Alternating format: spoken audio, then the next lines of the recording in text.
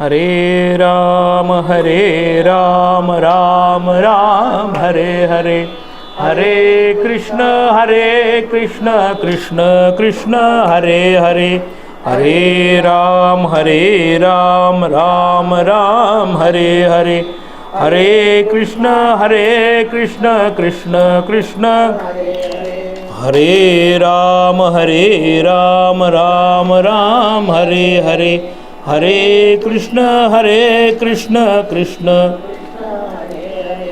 हरे राम राम राम हरे हरे, हरे कृष्ण कृष्ण कृष्ण हरे हरे, हरे राम राम राम हरे हरे, कृष्ण कुंडलीक वरदा हरि विठ्ठल, श्री ज्ञानदेव तुकाराम पंढरीनाथ महाराज की जय, प्रभु रामचंद्र की जय. आपण गेले 3 दिवस भीमरूपीचं चिंतन करत असताना भीमरूपी स्तोत्रामधल्या 2 पहिल्या श्लोकांचं चिंतन केलेलं आहे. आज 3ऱ्या श्लोकामध्ये आपण विचार करणार आहोत. समर्थ म्हणतात, दीनानाथा हरिरूपा सुंदरा जगदांतरा, पाताल देवता हंता भव्य सिंधुलरेपना.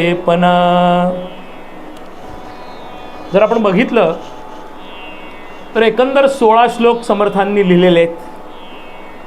त्या 16 श्लोकाचं चिंतन करत असताना पहिला, दुसरा, तिसरा आणि चौथा हे जे 4 श्लोक समर्थांनी लिहिलेले आहेत, त्या 4 श्लोकामध्ये पूर्ण मारुतीचं गुणगान केलेलं आहे. त्यानं जे आपल्याला ज्ञान सांगितलं, ज्ञान शिकवलं, त्याचं चिंतन, त्याचे विचार समर्थांनी त्या पहिल्या 4 श्लोकामध्ये केलेलं आहे. की त्यामध्ये समर्थ त्याचं गुण सांगतात, गुणवर्णन करतात. 5व्या ते 8व्या श्लोकापर्यंत समर्थांनी त्या मारुतराजाचं स्वरूप वर्णन केलेलं आहे. मारुतराज कसा होता, कसा आहे. 9व्या श्लोकापासून 13व्या श्लोकापर्यंत समर्थांनी चरित्र वर्णन केलं आणि त्याच्यानंतर राहिलेल्या 14पासून राहिलेल्या श्लोकामध्ये त्याची फलश्रुती सांगितलेली. आपण 2 श्लोकामध्ये बघितली, 16 नावं आपण मारुतीची बघितली, 16 उपमा बघितल्या. आता इथं सुरू होतं, दीनानाथा हरिरूपा सुंदरा जगदांतरा, पाताल देवता हंता भव्य सिंधू लरेपना. समर्थ दुसरीकडे वर्णन करताना म्हणतात, हा राम प्रभू कसा आहे हो, दिनांचा दयाळू, मनाचा मवाळू, शरणांगताचा आधारू दीनानाथ.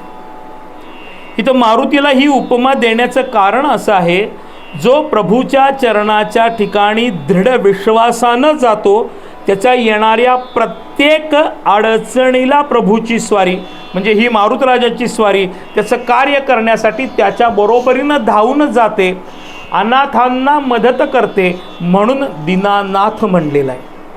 अनाथांचा आधार बनतो की जे भगवंतापर्यंत पोचत असताना मध्ये अडचणी येतात, त्या अडचणी बाजूला करून भगवंताच्या म्हणजे प्रभू रामरायाच्या चरणाच्या ठिकाणी जो शरणांगत झालेला आहे, जो नतमस्तक झालेला आहे, जो लीन झालेला आहे. नमस्कार करणं वेगळं, नतमस्तक होणं वेगळं आणि लीन होणं वेगळं. आम्ही नमस्कार करतो, लांबून हात जोडतो, हा देहानं करतो. शरणांगत म्हणजे आम्ही सरेंडर व्हायला पाहिजे. मराठी भाषेत जर आम्ही बोलायचा प्रयत्न केला तर आम्ही सरेंडर व्हायला पाहिजे. म्हणजे आमचं शरीर, मन आणि बुद्धी एकत्र करून आमचं शरीर संतांच्या चरणावरती लोटांगण घातलं गेलं पाहिजे.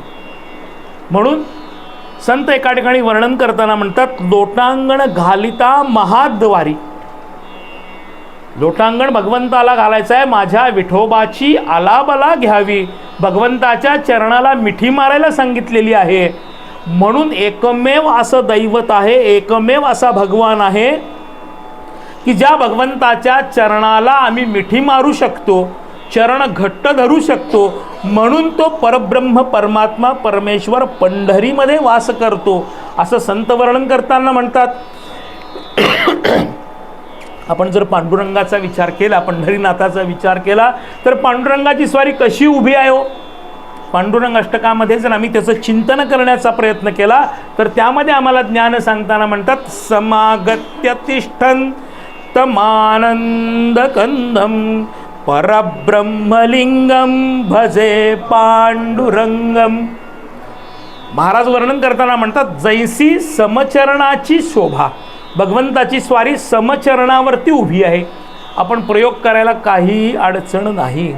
एक वीट घ्यायची, भगवंताची स्वारी ज्या पद्धतीनं उभी राहिलेली आहे, दोन्ही चरण जुळवलेले आहेत, अखंड उभी आहे, कटेवरती हात ठेवून विटेवरती भगवंताची स्वारी उभी राहिलेली आहे, असं 10 मिनिट आपण प्रयोग करायला काय अडचण नाही घरामध्ये. हा 28 युग झाले आमच्यासाठी तिष्ठत उभा राहिलेला आहे.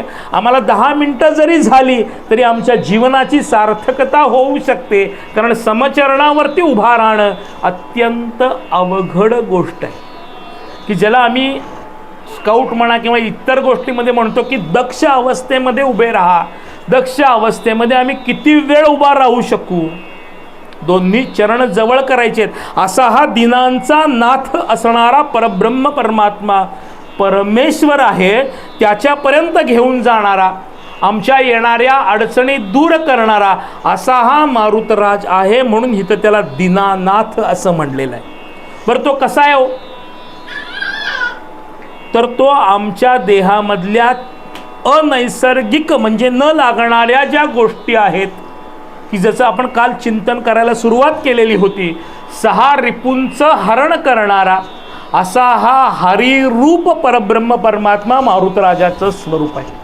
कारण त्याच्या फक्त बुभुक्कारानं सुद्धा आमच्या देहामध्ये एक प्रकारची चेतना निर्माण होते आणि ह्या असलेल्या सगळ्या रिपूंवरती ताबा मिळवला जाऊ शकतो. म्हणून त्याला हरिरूप, हरिरूप म्हणजे हरीचं स्वरूप आम्हाला आमच्या हृदयामध्ये दाखवणारा आणि आमच्यातील चित्त हरण करणारा असा हा मारुती आहे. म्हणून त्याला हरिरूप ही उपमा दिलेली. जर आम्ही बघितलं तर ह्यातलं हरण करता येण्यासारखं काय आहे हो. आमचा क्रोध हरण करता येत नाही, आमचा मोह हरण करता येत नाही, मद अहंकार आम्हाला आमच्यातनं बाजूला काढता येत नाही असं आम्हाला वाटतं. येत नाही का हो. संत काय म्हणतात, या सगळ्यातनं आम्हाला बाजूला जाता येतं, पण त्यासाठी आम्ही तेवढा वेळ तेवढं क्षण देणं आमचं कर्तव्य आहे आणि ते आम्ही द्यायला तयार नाही. आम्हाला काय सांगितलं हो त्यांनी, तर दे तुझाई मोटके निमिषभरी तरी कीर्तनाचे नटनाचे नासिले व्यवसाय प्रायश्चित्ताचे तेथे नामची नाही पापाचे ऐंसे केले का. अहो नुसत्या भगवंताचं चिंतन जरी आम्ही चालू केलं तरी त्यामध्ये कोणताही नाश न होणारा असा असणारा दुर्गुण सुद्धा नाहीसा होतो. अहो त्यासाठी तर भगवंतानं आम्हाला सगळ्या गोष्टी रेडीमेड दिलेल्या आहेत. त्याचा कधी आम्ही विचार केला का हो. भगवंतानं आम्हाला 2 हात दिले, 2 पाय दिले, 2 कान दिले, 2 नाकपुड्या दिल्या, 2 डोळे दिले. ह्याचा कधी आम्ही कशासाठी दिले ह्याचा कधी विचार केला का हो. समर्थांनी याचं चिंतन लिहिलेलं आहे. समर्थ काय म्हणतात, दिले हात पाय कान डोळा, सगळं आम्हाला दिलं. कशासाठी दिलं.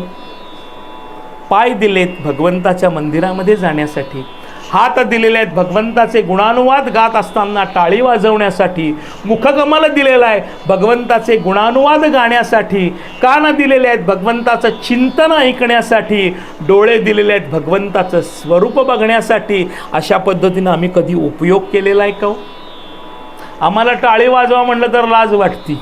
संत म्हणतात अहो टाळी का वाजवायची आहे, तर ज्या वेळेला 2 गोष्टी एकमेकावरती हात पडतात त्यावेळेला आमच्या देहामधली ऊर्जा आपोआप वाढते आणि निगेटिव्हिटी कमी होते, त्यासाठी टाळी वाजवायची. डोळ्यानं भगवंताचं स्वरूप बघायचं आहे. अहो भगवंताची स्वारी आमच्यासमोर आमच्यासाठी उभे राहिलेली आहे. किती दिवस उभी राहिली हो. 1 नाही 2 नाही 28 युग झाली भगवंताची स्वारी आमच्यासाठी उभी आहे. समर्थांनी भगवंताला प्रश्न केलेला आहे, बोलत का नाही रे विठ्ठला, बोलत का नाही. युगे झाली 28, कोणी म्हणे ना खाली बैस, बोलत का नाही रे विठ्ठला, बोलत का नाही. हो, समर्थांनी पुढं प्रश्न केलेला आहे.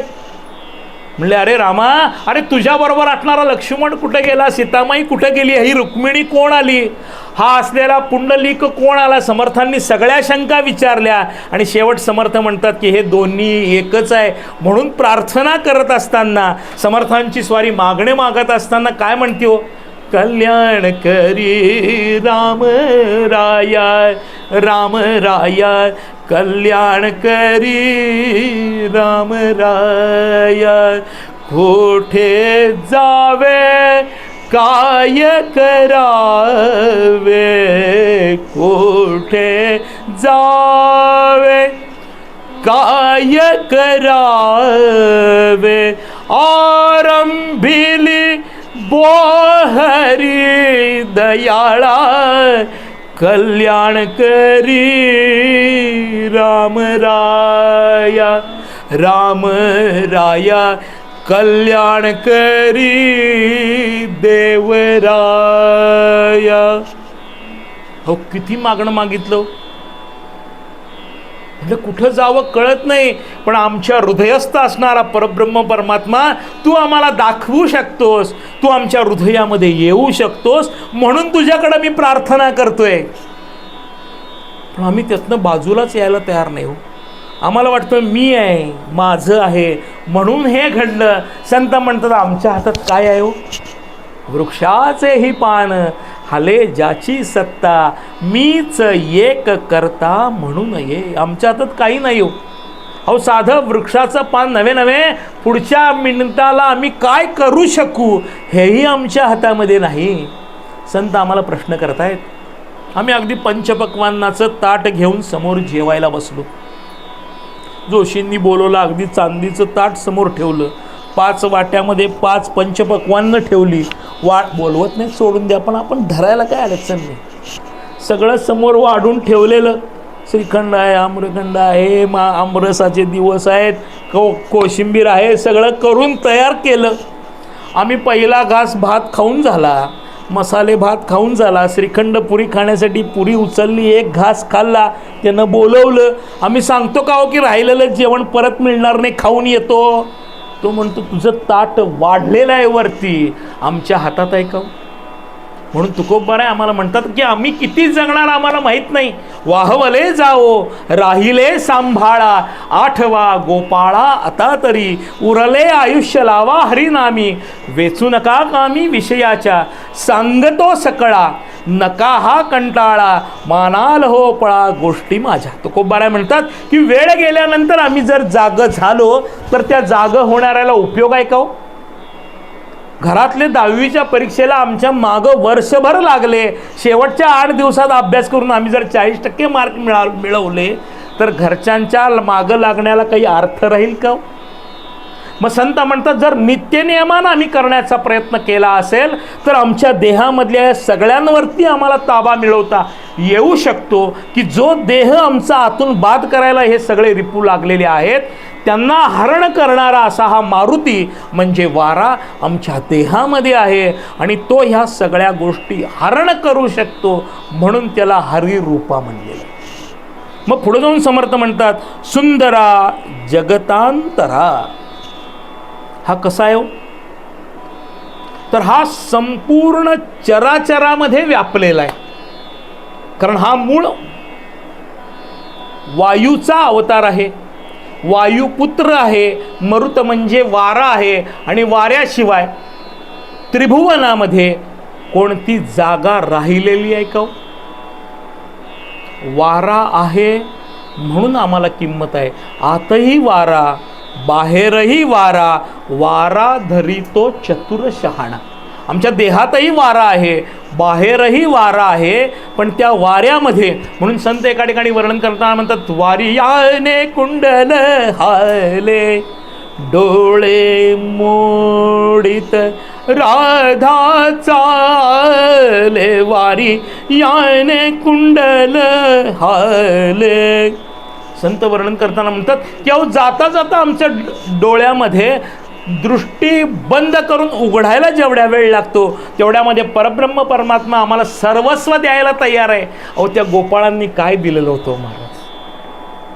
त्या गोपाळांच्या जर चरित्राचं आम्ही चिंतन करण्याचा प्रयत्न केला तर त्या गोपाळांनी गोपिकेंनी काय दिलेलं होतं महाराज भगवंताला? भगवंताला काही कमी होतं का हो? 9 लाख गाई ज्याच्या घरामध्ये होत्या तो दुसऱ्याच्या घरामधलं दही दूध लोणी चोरेल का हो? त्यानं आमचं चित्त हरण केलेलं आहे. आमच्यातलं मध्ये असलेल्या गोष्टी बाजूला काढून बघा भगवंतानं ज्या ज्या पदार्थांचं हरण केलेलं आहे ते सगळे धवल वर्णांकित आहेत, कुठल्याही दुसऱ्या कलरचे रंगाचे नाहीत. आमचं चित्त भगवंतानं हरण करून घेतलेलं आहे. आमच्यामध्ये असणाऱ्या सगळ्या गोष्टी भगवंतानं काढून घेऊन आमचं शरीर लखलखित केलेलं आहे आणि मग भगवंताची स्वारी आमच्या हृदयामध्ये आलेली आहे. कारण प्रत्येक गोपीला प्रत्येक गोपाळाला भगवंताची स्वारी आपल्या बरोबर दिसत होती. नारदांनी भगवंताला प्रश्न केला, अरे भगवंता, अरे एवढ्या गोपाळ तुझ्या बरोबर आहेत, तू प्रत्येकाच्या बरोबर आहेस का? भगवंतानं 2 मिनिटं जाऊ दिली. म्हणजे प्रत्येकीच्या घरामध्ये जा, प्रत्येक गवळणीकडे जा, प्रत्येक गोपाळाकडे जा, मी प्रत्येकाच्या ठिकाणी आहे, जाऊन बघू नये म्हणले. नारदांची स्वारी प्रत्येक ठिकाणी गेलेली, प्रत्येक घरामध्ये गेलेली. कुठं भगवंताची स्वारी चौरंगावर बसलेली आहे, कुठं त्या गोपी बरोबर गुजगोष्टी करते आहे, कुणाच्या घरामध्ये ती वरती दही दूध लोणी तोडायचा प्रयत्न करते आहे, कुणाच्या घरामध्ये लोणी भक्षण करते आहे. प्रत्येकाच्या घरामध्ये भगवंताची स्वारी दिसली. त्यावेळेला नारदांनी प्रश्न केला, म्हणले भगवंता, अरे तू मला कुठं भेटणार? योग्यांच्या हृदयामध्ये का वैकुंठामध्ये? त्यावेळेला भगवंतानं उत्तर दिले, नाहम वसामी वैकुंठे नाहम योगिनाम हृदयद ब्रदौ मग भक्ता यत्र गायंती तत्र तिष्ठामी नारदा. माऊली याला उत्तर देतात, माझे भक्त गाती तेथे नारदामी उभा असे. भगवंताला अपेक्षाच नाही हो. भगवंताची स्वारी म्हणते फक्त तू माझं चिंतन कर, माझं नामस्मरण कर. मग नामस्मरण करायचं म्हणल्यानंतर मला अंगाला राख फासायला सांगितली आहे का? हवा श्वासोश्वास चालू आहे म्हणजे तेवढ्या श्वासोश्वासाच्या माध्यमातून भगवंताचं चिंतन अखंडत्वानं आम्हाला करता येतं. असा हा वारा आमच्या देहामध्ये आहे, असा हा सृष्टीमध्ये वारा आहे की जो विचार केला तर अत्यंत सुंदर आहे. बघा, वाऱ्यामध्ये एखाद्या वेळेला जर आम्ही आता मोगऱ्याची फुलं यायला लागलीत, तिन्ही सांजेला खिडकीमध्ये आम्ही मोगऱ्याचं फुल लावलेलं असेल, गजरा लावलेला असेल, वाऱ्यानं त्याचा सुगंध आमच्यापर्यंत येतो का नाही हो? हे वारा सुगंध आणण्याचं काम करतो, म्हणजे आम्हाला आनंद देण्याचं काम करतो, आम्हाला आमच्या हृदयामध्ये बसलेल्या भगवंतापर्यंत पोचवण्यासाठी चित्तवृत्ती पुलकित करण्याचा प्रयत्न करतो. असा हा अंतर्यामामध्ये वास करणारा मारुती आहे. म्हणून त्याला उपमा दिलेली आहे, सुंदरा जगतांतरा. बरं सुंदर आहे हो मारुतराजाचं. खरं जर आम्ही स्वरूप बघितलं तर मारुतराजाची स्वारी कशी आहे हो? चेहरा तेजपुंज आहे मारुतराजांचा, मुखकमल लाल झालेला आहे, अत्यंत अर्धोन्मिलित असणारी मारुतराजांची दृष्टी आहे, कपाळावरती गंध रेखलेला आहे. शेपटी ही त्यांचं वर्चस्व दाखवणारी गोष्ट आहे. ती शेपटी मारुतराजांची कायम डोक्याच्या वर आणलेली आहे शेपटी. आणि कधी समर्थांनी जे मारुती स्थापन केले त्या मारुतीचे 4 प्रकार समर्थांनी सांगितलेले, 4 रूपात स्थापन केलेले आहे. आपल्या सर्वांना माहिती आहेत ते 2 रूपामधले माहिती आहेत. एक आहे पंचायतन, समर्थ पंचायतन किंवा रामरायाचं जे पंचायतन आहे, त्या रामरायाच्या पंचायतनामध्ये प्रभूची स्वारी सिंहासनावरती बसलेली आहे, अंकावरती सीतामाई बसलेली आहे, शेजारी लक्ष्मणाची स्वारी आहे, एका बाजूला भरत आहे, दुसऱ्या बाजूला शत्रुघ्न आहेत, दोघं चौऱ्या ढाळत आहेत. आणि पायाच्या खालच्या बाजूला प्रभूच्या पायाच्या खाली एक पाय दुमडून एक पाय गुडघ्यामध्ये वर ठेवून हात जोडून मान खाली घातलेली ही प्रभूची दास्य भक्ती करणारी मारुतराजाची प्रतिमा ही समर्थांनी अनेक ठिकाणी आसनस्थ असणारी की जी आपलं सर्वस्व त्या प्रभूच्या चरणाच्या ठिकाणी समर्पित करणारी भावना, की जे माऊली वर्णन करताना म्हणते, भरोनी सद्भावाची अंजुळी मिया ओविली फुले मोकळी अर्पिली अंध्री युगली विश्वरूपाच्या. सर्वस्व भरून भगवंताच्या चरणाच्या ठिकाणी वाहण्यासाठी आपले डोळे आणि आपलं मुखकमल खालच्या बाजूला वळवून या मारुतराजाची स्वारी भगवंताच्या चरणाच्या ठिकाणी बसलेली आहे. अशा मूर्ती आपण अनेक बघितलेल्या आहेत. ही पहिली समर्थांनी स्थापन केलेली मूर्ती. दुसरी आहे ती राम आज्ञेची वाट बघत प्रभूची स्वारी काय सांगतीये, काय आज्ञा देतीये, प्रभूकडं काय, प्रभूचं काय काम आहे, प्रभू तोंडातनं कोणता शब्द उच्चारतीये हे बघण्यासाठी हात जोडून प्रभूच्या समोर उभा राहिलेली ही आज्ञांकित असणारी, दक्ष असणारी अशी दासमारुतीची दुसरी प्रतिमा आहे. अत्यंत कमी ठिकाणी बालमारुतीची स्थापना त्यांनी केलेली आहे. आणि सगळ्यात महत्त्वाचा स्वयंभू असणारा वीर प्रताप मारुती, की ज्याच्या पायाखाली असुर आहे, म्हणजे आमच्या देहातील हे 6 रिपू मारुतराजांनी त्या पायाखाली बाद करून त्यांना बाजूला केलेलं आहे, आमच्या देहातलं हरण केलेलं आहे आणि दुष्टशक्तीचं दमन करून, दुष्टशक्ती नाहीशा करून आमच्या हृदयामध्ये भगवंताच्या नामाचा जयघोष बुभुक्कार केलेला आहे, की ज्याच्या योगे आमच्या हृदयामध्ये अखंड वारा वाहू शकतो. असा हा पुलकित करणारा, असा हा चैतन्याचा प्रतीक असणारा मारुती कसा आहे, तर तो सुंदरा जगतांतरा असा हा मारुती आहे असं समर्थ सांगतात. ह्याच्या पुढे जाऊन म्हणतात, पाताल देवता हंता भव्य सिंदूर लेपना. पाताळामध्ये जाऊन सुद्धा अहिरावण, महिरावण, रावणाचे अनेक असणारे राक्षसमित्र ह्यांचं त्यानं दहन केलेलं आहे, त्यांना नष्ट केलेलं आहे आणि रामाच्या विजयाचा मार्ग सुकर केलेला आहे. ते कुठेही जरी गेलेले असतील, कारण या मारुतराजाची असलेली प्रतिमा बघून, मारुतराजाच्या अंगामध्ये असलेली शक्ती बघून अनेक जण पाताळात गेले. त्या पाताळातल्या सगळ्यांना मारुतराजांनी बाहेर काढलं, सगळ्यांचा नाश केला आणि ह्या प्रभू रामरायाला तिथपर्यंत घेऊन जाऊन रावणाचं दहन केलं. असा असणारा हा पाताळातल्या सगळ्यांची हत्या करणारा पाताल देवता हंता. संत म्हणतात, असंच आमच्या देहामध्ये 6 रिपू आहेत, त्याचबरोबरीनं वासना आहे, आसक्ती आहे, की ज्याचं वर्णन करत असताना संत म्हणतात, वासना मनी वसली कधी निघे नासी झाली, कोठेवरी तिसी भांडू मती माझी थकली, प्रार्थना ऐका माझी निद्रा ही रांड खोटी, नित्य लागली से पाठी, आयुष्य व्यर्थ गेले पाहुने दि जग जेटी, प्रार्थना ऐका माझी, प्रार्थना परिसावी गुरुराया गोसावी, दुर्गुण मारोनी या देशी सायुज्य पदवी, प्रार्थना ऐका माझी. अहो, प्रार्थना करायची आहे की या सगळ्याच्या देहामधल्या सगळ्या दुष्ट शक्तीचं तू दहन कर, त्या दुष्ट शक्ती नाहीशा कर, त्यासाठी तू मला बळ दे. असा हा मारुती, की जो आमच्या सगळ्या दुष्ट शक्तींना बाजूला करू शकतो. आपण जर थोडं पुढं चिंतनामध्ये गेलो तर त्याची फलश्रुती आपल्याला सांगितलेली आहे भीमरूपीची. त्या फलश्रुतीचा जर वेगळ्या पद्धतीनं आम्ही विचार केला तर दररोज 17 वेळेला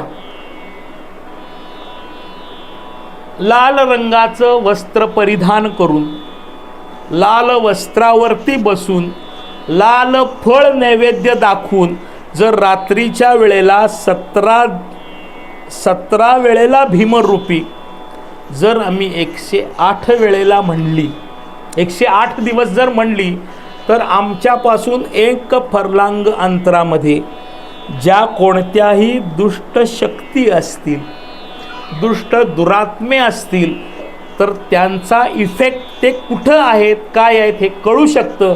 ह्याचं सगळ्यात महत्त्वाचं उदाहरण म्हणजे बागेश्वर धाम. पण 17 वेळेला होण्यासाठी कमीत कमी 2 तास लागतात. हे जर नको असेल तर 108 वेळेला 42 दिवस. 108 वेळेला जर व्हायचं असेल तर कमीत कमी 10 तास लागतात. तेवढा पूर्ण वेळ देऊन जर आम्ही करू शकलो तर भगवंताची स्वारी, मारुतराजाची स्वारी ह्या शेवटी अष्टमहासिद्धी प्राप्त होण्यासाठी असलेल्या अनुषंगिक गोष्टी आहेत. ही तंत्र साधना आहे. पण मारुतराजाची स्वारी तंत्र साधना जरी करून घेत असली तरी देताना भक्तिमार्गानं देते. म्हणून मारुतीची उपासना महत्त्वाची आहे. त्यानं आमच्या देहातल्या ह्या सगळ्या दुष्ट शक्तींचा नाश करतो. म्हणून त्याला वर्णन करताना म्हणलेलं आहे पाताल देवता हंता. बरं, आणि त्या सगळ्यांचा नाश करून काय होतं तर भगवंतापर्यंत, आमच्या हृदयस्थ असणाऱ्या रामापर्यंत पोहोचण्याचा मार्ग स्वच्छ होतो. हो, एक्सप्रेसवे बांधायचा आहे, समृद्धी मार्ग तयार करायचा आहे. पण त्यावरती कॉन्क्रीट घालत असताना येणारे दगड खडे सगळे बाजूला करायचे आहेत, मध्ये येणारे ऑब्स्ट्रक्शन बाजूला करायचे आहेत, न कुठंही डायव्हर्शन ठेवता अखंड रस्ता करायचा आहे. त्यावेळेला तो समृद्धी मार्ग होणार आहे. तद्वत हृदयस्थ असलेल्या रामापर्यंत पोहोचण्यासाठी मध्ये असणारे सगळे अडथळे, भगवंताची स्वारी परीक्षा बघितल्याशिवाय आम्हाला जवळच करत नाही हो. ज्या वेळेला आम्ही साधना करायला लागतो त्यावेळेला भगवंताची स्वारी पहिल्यांदा 3 परीक्षा बघते. एक आहे लोकेशणा, दुसरी आहे वित्तेषणा आणि तिसरी आहे दारेषणा. लोकेशणा म्हणजे सवंग प्रसिद्धी. आमच्यासारख्यांना 4 प्रवचनं करता आली, लोक महाराज म्हणून पायावरती डोकं ठेवायला लागले की आम्हाला स्वर्ग 2 बोटं राहतो, आमची साधना संपते आणि आम्ही परत वरनं खाली येतो. ही लोकेशणा आहे. दुसरी आहे वित्तेषणा, पैशाचा मागं लागल्यानंतर. आणि तिसरी आहे दारेषणा म्हणजे स्त्रीची शक्ती, की ज्याच्या मागं आम्ही आमचं सर्वस्व घालतो. भगवंताची स्वारी तिथनं वरनं आम्हाला खाली आणते. या तिन्ही मध्ये तरुण जाणं हे आमचं कर्तव्य आहे. ते सामर्थ्य, ते बल आम्हाला मारुतराज देऊ शकतो. म्हणून मारुतीची उपासना देहामध्ये अखंड चालू ठेवणं आमचं कर्तव्य आहे. म्हणजे आम्ही त्या रामापर्यंत पोचू शकू जो आम्हाला मरणापासून बाजूला घेतो असा हा राम आहे. मग ह्या रामानं आम्हाला पुढं काय दिलं तर हा जो रामप्रेम असणारा, बरं प्रभूचं रामप्रेम किती होतं? प्रभूचं रामप्रेम एवढं होतं की सीतामाईच्या भांगेमध्ये अखंड प्रभूची स्वारी दररोज स्वतः सिंदूर भरायची. हे मारुतराजाला माहीत होतं. आणि म्हणून आपल्या स्वामींच्या अर्धांगिनी म्हणजे आमच्या स्वामींचं अर्ध शरीर असणाऱ्या ह्या सीतामाई आहेत, त्यांचं काहीतरी प्रतीक आपल्या जवळ पाहिजे. आपण त्या भक्ता प्रभूचे दासानुदास आहोत, रामरायाचे दासानुदास आहोत. त्याच पद्धतीनं त्यांच्या अर्धांगी असणाऱ्या सीतामाईंचेही दासानुदास आहोत. ही जाणीव आपल्याला व्हावी आणि त्याचं काहीतरी प्रतीक माझ्याजवळ असावं. म्हणून त्या मारुतराजांनी आपल्या भाल प्रदेशावरती सिंदूर लेपन दररोज केलेलं आहे. आणि त्यामुळं नंतर त्या सिंदुराचं म्हणजे शेंदुराचं आपल्या संपूर्ण शरीराला लेपन केलं. म्हणून सिंदूर लेपना, त्यानं आपल्या शरीराला ते संपूर्ण सिंदूर लावून घेतलं. बरं, सिंदूर कुठल्या कलरचा आहे? शेंदूर हा भगवा आहे, हा त्यागाचं प्रतीक आहे. मारुतराजांनी पूर्ण जीवनामध्ये त्याग आम्हाला शिकवलेला आहे. मारुतराजांनी कुठेही आपल्याला आसक्ती शिकवलेली नाही, वासना शिकवलेली नाही, मीपणा शिकवलेला नाही. मारुतराजांनी आम्हाला त्याग करायला शिकवलेला आहे.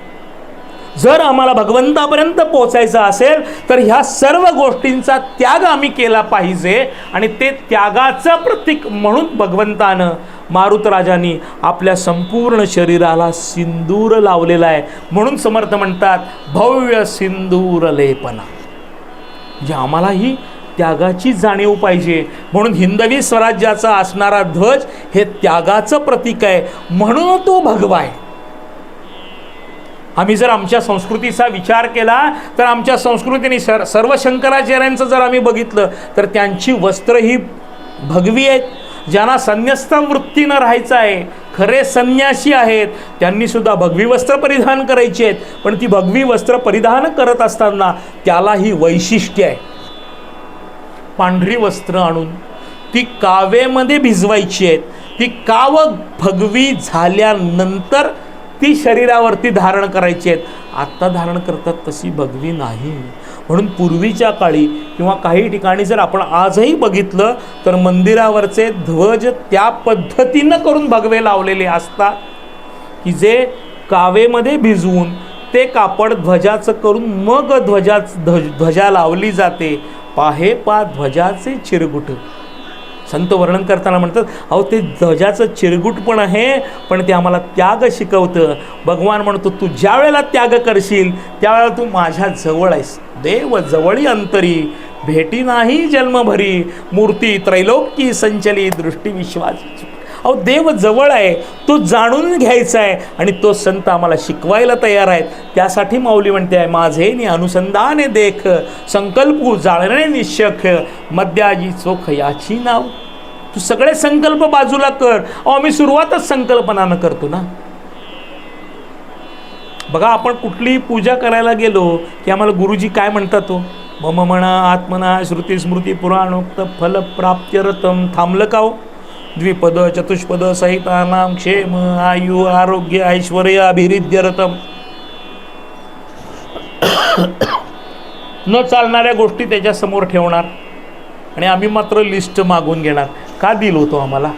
त्याला जे पाहिजे ते जर आम्ही त्याच्यासमोर न मागता ठेवलं ना महाराज, तो आम्हाला कोणतीही गोष्ट कमी पडून देत नाही. साधं उदाहरण आहे महाराज. त्या शबरीला, त्या सुदाम्याला सुदाम्यानं भगवंताला काय दिलेलं होतं? 18-20 महाराज दारिद्र्य आहे. घरामधले सारखे मागं लागले म्हणून एक दिवस हा भगवंताकडे भेटायला निघालेला. मजल दरमजल करीत निघालेला आहे. चालत जायचं आहे महाराज. रस्त्यावरनं निघाल्यानंतर मुलं दगडं मारायची की जिवंत सापळा निघाला. एवढं बलदंड शरीर महाराज. गुडघ्यापर्यंत धोतर नेसलेलं आहे. खांद्यावरती एक उत्तरीय वस्त्र टाकलेलं आहे. एक झोळी खांद्यावरती आहे. मुखानं भगवंताचं चिंतन चालू आहे आणि अशा अवस्थेमध्ये हा निघालेला असायचा. मजल दरमजल करीत 6-8 महिन्यानं द्वारकेमध्ये पोचलेला आहे. पाय रक्तबंबाळ झालेले आहेत, पण ह्याला कशाची फिकीर नाही. दरबाराच्या समोर गेलेला द्वारपालाला सांगितलं मला भगवंताला भेटायचं आहे. त्याने ह्याच्याकडं बघितलं, अंगावरती फाटके वस्त्र घातलेली आहेत, दाढी वाढलेली आहे, केशसंभार वाढलेला आहे, पायातनं रक्त वाहत आहे आणि हा म्हणतोय मी भगवंताचा मित्र आहे. कसं काय शक्य आहे? हा काही सोडायला तयार होईना द्वारपाल. बराच वेळ यांची दोघांची हुज्जत चालू होती. त्यानं सांगितलं, म्हणले माझ्या आत कृष्णाला जाऊन सांगा ना, अरे तुझा बाल सखा सुदामा तुला भेटायला आलाय, जाऊन तरी सांगा. तो एकदा बाहेर बघतोय, एकदा आत बघतोय. हा कुठं? माझा मालक कुठं? हा याचा कसा बालमित्र असेल? म्हणून हा जायला काही तयार होईना महाराज. थोडा आवाज वाढलेला. तो म्हणला मगासपासून सांगतोय तुम्हाला, हा मी तुम्हाला आत सोडणार नाही. हा आत आवाज दरबारामध्ये गेलेला. भगवंतानं टाळी वाजवली, त्याबरोबर तो असलेला बाहेरचा रक्षक आत गेलेला. त्यानं प्रश्न केला, म्हणले काय आवाज चाललाय रे? त्या बाहेर असलेल्या पहारेकऱ्यानं सांगितलं, म्हणजे महाराज बाहेर एक ब्रह्मवृंद आलेला आहे. दाढी वाढलेली आहे, केशसंभार वाढलेला आहे, खांद्यावरती झोळी आहे, एक उत्तरीय वस्त्र आहे, कमरेला गुडघ्यापर्यंत धोतर नेसलेलं आहे, पाय रक्तबंबाळ झालेले आहेत आणि तो म्हणतोय तुमचा मी बालसखा आहे, आपला बालसखा आहे. त्यानं नाव सांगितलं सुदामा. मग पूर्ण व्हायच्या आधी भगवंतानं सुवर्ण सिंहासनावरनं 9 पायऱ्याचं सुवर्ण सिंहासन आहे महाराज. भक्ती ज्ञान ऐश्वर्य वैराग्य अशा या 9 गुणांनी मंडित भगवंताचं सुवर्ण सिंहासन आहे. त्या सुवर्ण सिंहासनावरनं भगवंतानं विचार न करताना उडी मारली. सगळा दरबार अचंबित झालेला. सगळा दरबार उठून उभा राहिला. भगवंताची स्वारी पळत बाहेर आलेली. समोर बघतायत तर मूर्तिमंत सुदाम्याला बघितलं महाराज. डोळ्यातनं आनंदाश्रू सुरू झाले. सुदाम्याच्या डोळ्यातनं अश्रुधारा यायला लागलेल्या. जाऊन ह्यानं भगवंतानं त्याला कडकडून मिठी मारली. नाथ महाराज भागवतामध्ये वर्णन करताना म्हणतात, अहो एवढी मिठी होती, भगवंतानं आणि जरा जरी जोरात मारली असती ना तर त्या ठिकाणी तो सुदामा मृत झाला असता. एवढं त्याचं शरीर महाराज बलदंड होतं, त्याला जाऊन कडकडून मिठी मारली महाराज. बराच वेळ आपल्या संपूर्ण डोळ्यातल्या आसवांनी त्याची पाठ भिजलेली आहे महाराज त्या सुदामाची. आणि कृष्णाचंही पितांबर उत्तरीय वस्त्र, लाल रंगाचं केशरी रंगाचं खांद्यावरती उपर्ण घेतलेलं, ते उपरणही महाराज भिजलेलं होतं. बराच वेळ दोघांची मिठी सुटेना. तो द्वारपाल बाहेर बघून बघतोय, काय आनंद आहे दोघांच्या भेटण्यामध्ये. सगळा दरबार बाहेर येऊन उभा राहिलेला आहे. त्याच्या पायातली शक्ती महाराज गेलेली, भगवंताची स्वारी समोर दिसलेली. ज्याच्यासाठी एवढे दिवस कष्ट काढले तो परब्रह्म परमात्मा समोर दिसलेला बघितल्यानंतर त्या सुदाम्याच्या पायातनं एक पाऊल महाराज पुढे टाकलं जाईल. कृष्णानं सांगितलं, म्हटले चला सुदामा देवा आपण आज जाऊया, पण पाय उचलता येईना महाराज. भगवंतानं खाली बघितलं, रक्तबंबाळ झालेले पाय आहेत, रक्त गळतंय महाराज.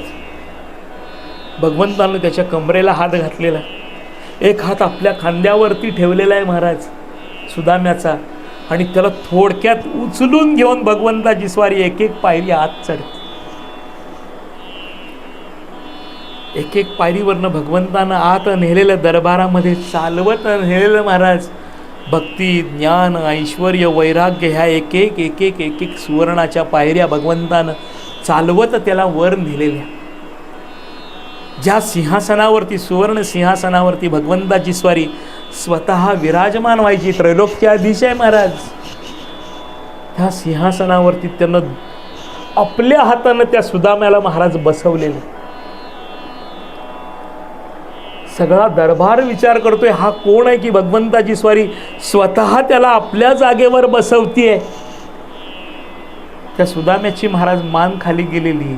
हा त्रैलोक, काही झालं तरी त्रैलोक्याधीश भगवान आहे, आपली तेवढी योग्यता नाही, पण त्या ठिकाणी ह्यानं बसवलेलं आहे, त्यामुळे त्याची मान खाली झालेली. डोळ्यातनं आसवं थांबत नव्हते. आनंद अश्रू आहेत महाराज की कृष्ण भेटला, माझा कृष्ण सखा भेटला, माझा प्राण सखा भेटला. डोळ्यातनं आसवधारा गळतायत. कृष्णही मनामध्ये विचार करतोय, डोळ्यातनं आसवा अखंड धारा चालू आहेत. सगळा दरबार बघतोय, भगवंतानं बसवलेलं त्याला. सुदामा म्हणला माझ्या शेजारी बस. भगवान म्हणला नाही, मी तुझ्या शेजारी नाही बसू शकत. त्या सिंहासनाच्या खालच्या बाजूला ज्या ठिकाणी भगवंताची स्वारी पाय ठेवत होती ना, तो चौरंग भगवंतानं बाजूला केलेला. एक पाय खाली सोडलाय महाराज पायरीवरती बसत असताना, दुसरा पाय अर्धा दुमडलेला आहे, आणि त्या सुदामाचे रक्तबंबाळ झालेले पाय भगवंतानं स्वतःच्या मांडीवरती घेतले. हो त्रैलोक्याधीश भगवान आहे, आपल्या भक्ताचे पाय आपल्या मांडीवरती घेतोय, आपल्या त्यातनं रक्त वाहतंय, त्याच्यावरनं हा हात फिरवतोय महाराज. आनंदाश्रुत्या असलेल्या चरणावरती पडतायत, त्याच्यावरनं तो पुसतोय. टाळी वाजवलेली. सेवकाला सांगितलं, म्हणले कोमट पाणी घेऊन ये. चांदीचं घंगाळ घेऊन आलेले. भगवंतानं स्वतः त्याचे पाय, स्वतः भगवंताची स्वारी त्याचे पाय धुतीये. दोन्ही पाय महाराज धुवून झालेले. भगवंतानं स्वतःच्या असलेल्या उत्तरीय वस्त्रांना महाराज ते पाय पुसतोय भगवंताची स्वारी. पाय पुसलेले, स्वच्छ पाय करून झालेले भगवंताची स्वारी परत आपल्या मांडीवरती पाय घेतीये. भगवंतानं त्या असलेल्या चरण कमलावरती वंदन केलेलं. त्याला लाजल्याहूनही लाजलं झाला. हो त्रैलोक्याधीश भगवान, माझ्यासारख्या यक्कश्चित असणाऱ्या ब्रह्मवृंदाच्या चरणाच्या ठिकाणी हा नतमस्तक होतोय, पाय ठेवतोय. हे बघितल्यानंतर त्याला डोळ्यातनं अश्वधारा यायला लागले. तो म्हणतोय, अरे कृष्णा, अरे हे काय करतोयस तू? माझी योग्यता नाही, मी तेवढ्या लायकीचा नाही, मी तुझा भक्त आहे रे. तू मला प्राण सखायस, माझा प्राणवायू तू आहेस, माझ्या देहामधला वारा तू आहेस, आणि तू इथं बसतोयस, हे योग्य नाही कृष्णा. अरे तू वर बस. म्हणून हा उठायचा प्रयत्न करतोय, पण उठायला येईना. उठायला गेला, परत पडलेला. भगवंताने त्याला आपल्या हातानं धरून बसवलेलं महाराज. भगवान म्हणतोय, अरे सुदामा, एवढा माझ्यासाठी तू चालत आलास, एवढा दमलास, बस ना, शांत बस ना.